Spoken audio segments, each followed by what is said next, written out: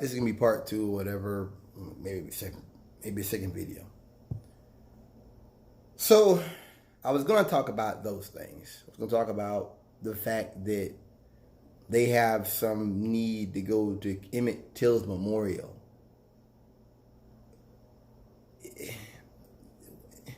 You know what's crazy? Emmett Till wasn't even like important. Emmett Till was a victim, and that's horrible.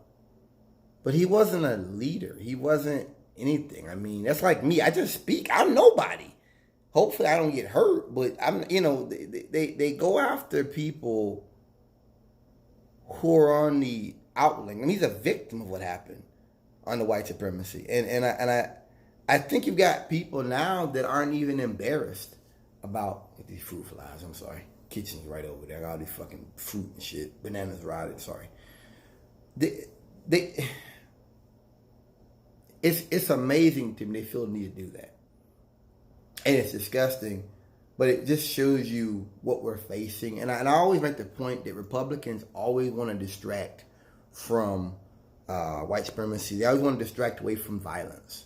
You see it in the interviews and the talks. There's always distraction. It's always deflect. They never have a straight answer to anything. Never. It's never a straight answer, and I love that.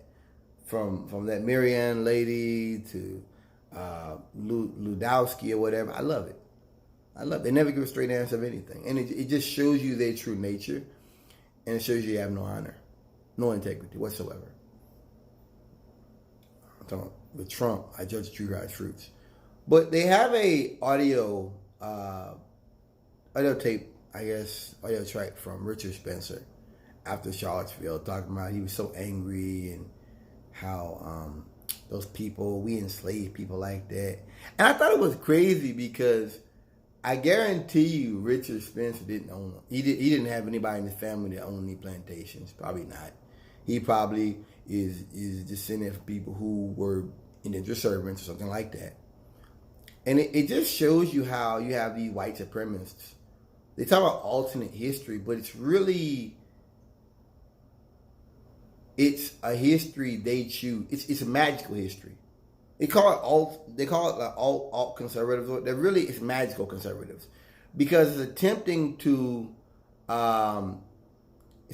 recognize a history that never existed for them or anybody else. And I think you have to have that.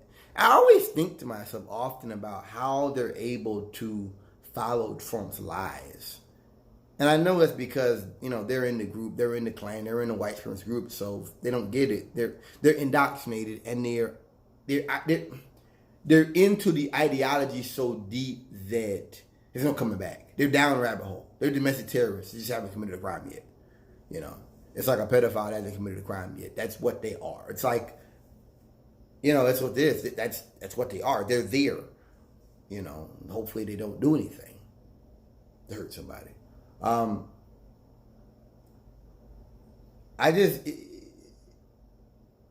Anyway, in the video, he's talking about how we enslaved people like him, and I'm so angry and all that. And it's so funny that they did that. It's just like Trump lying about, I think he was going to have Melania come say something and she never did, some speech, and all these lies about the deficit and all these lies he told that never came true. Sending Rich Spencer, he'd come back every weekend. It's crazy because they had a chance. They had a second one in Washington, D.C. What happened? Like 20 of them showed up. There were thousands of people out there based against that crap. Thousands of people look just like me who came out against you, crack ass. They had 20 people. They were like, why do you hate us so much?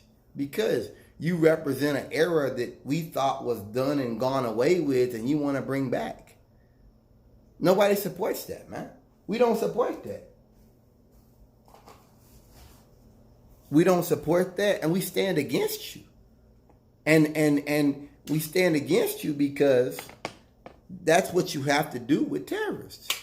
You have to stand against these people. You can't, ignore them. That's how you have a Hitler. That's how you get those groups. And, I think that these guys represent something that is very ugly.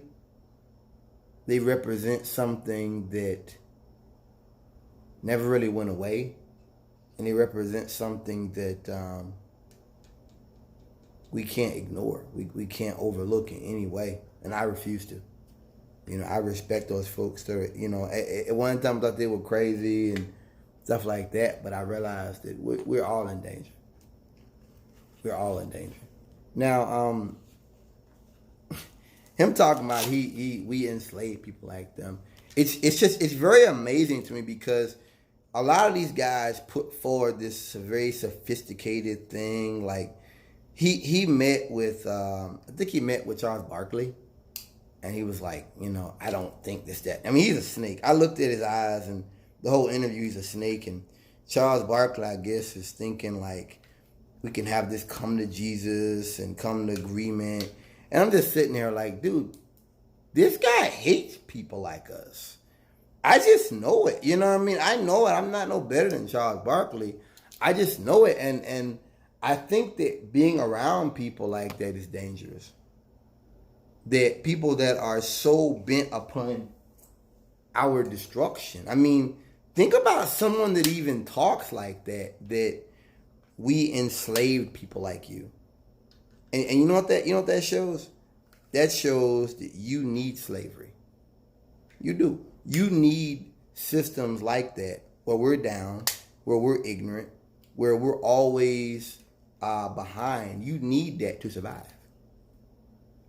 And that's what I heard. I actually sat there and listened to the whole thing. And I don't like to give too much time to Trump and people like him anymore. I try not to because you're giving power to the devil. But I'm glad I listened to that one.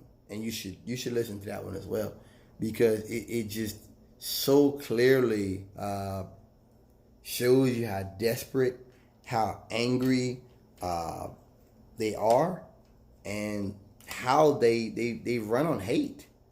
They clearly they run on hate. They operate off of hate, and that you can take the boots off. You can stop shaving your head like a skinhead. But it'll still never be anything more than hate. It'll never be anything less than hate, and that's really all there is to it, baby. There's no fixing that. There's no fixing it, and there's no reasoning with that. And I think when you do that, I think you're harming yourself and your people trying to reason with the oppressor, because they're out here. What are we doing? Out here killing each other and fighting each other, and and doing like Kanye out here trying to defend this bullshit. I mean, what are we doing? Talking about the culture and shit like that. I'm going to talk about Kanye. I'm going to talk about him. I'm not going to talk about him today. We're not talking about him today. It's not about him. This is about Richard Spencer. And this is about the fact that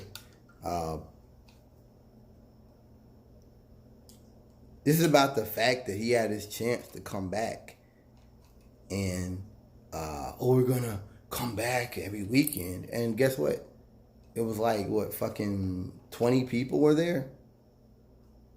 I mean, real talk, man. This guy had his chance to come back, and it was like 20 people at the fucking rally. This is white supremacy. This is what it is, and we need to be aware. We need to be careful. We need to be. I'm certainly not advocating any violence. I'm certainly not advocating anybody commit crimes, but we need to be watchful. We need to be aware. We need to stop making excuses. This is not the time to be hugging with the oppressor. It's not the time to be making excuses for the oppressor when they're not making excuses for you. So I just, I don't have time. I don't have a lot of time. I don't have a lot of money, and